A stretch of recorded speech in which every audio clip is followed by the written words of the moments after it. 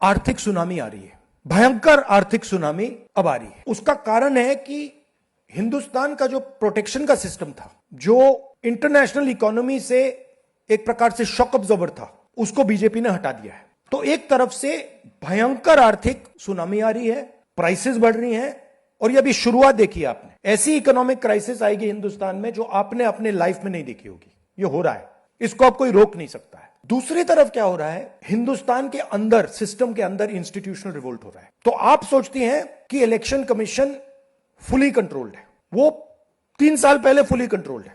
Chief election commissioner के messages मेरे पास आ रहे हैं, head of intelligence system, senior judiciary, सारों के सारे रिवोल्ट कर रहे हैं, इंफॉर्मेशन दे रहे हैं हमें।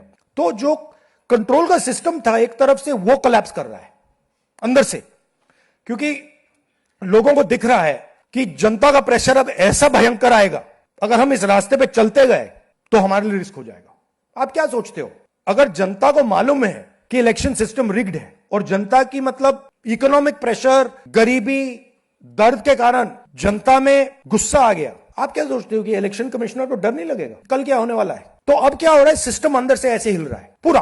और मैं आपको ये बता दूं कि मेरे पास इंफॉर्मेशन आ रही है, सिस्टम मुझे इंफॉर्मेशन दे रहा है, मोदी जी के बारे में, शाह जी के बारे में, उनके बेटों के बारे में, मिनिस्टर्स के बारे में, अजीत डोवल के बारे में पूरा इंफॉर्मेशन है, धड़ाधड़ धड़ाधड़ धड़ाधड़ हमारे सिस्टम से ही आ रहा है। अब यह हो सकता है कि जनता के प्रेशर को यह सप्रेस करने की कोशिश करें, इमरजेंसी जैसी चीज कर दें, हो सकता है। बट अब हम दूसरी स्टेज में जा रहे हैं। पहले हम फुल कंट्रोल स्टेज में थे, अब ये आउट ऑफ कंट्रोल जा रहा है इनके। मैं मोदी जी के पास जाता हूं, जब मीटिंग में जाता हूं, मैं आपको बताऊं, मेरे पास मोदी जी के पर इतना इंफॉर्मेशन है, मोदी जी जानते हैं, मैं भी जानता हूं।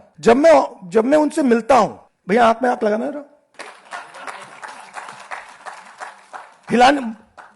हिलना पड़ता है, क्योंकि वो जानते हैं कि जिस सिस्टम को मैंने कंट्रोल किया था वो सिस्टम कोलैप्स कर रहा है और पूरा इंफॉर्मेशन इसको दे रहा है। तो ये डायनामिक चल रही है। और आप देखना, मेरे अंदाजे से, मेरा असेसमेंट है, 1 साल के अंदर मोदी जी प्राइम मिनिस्टर नहीं होंगे।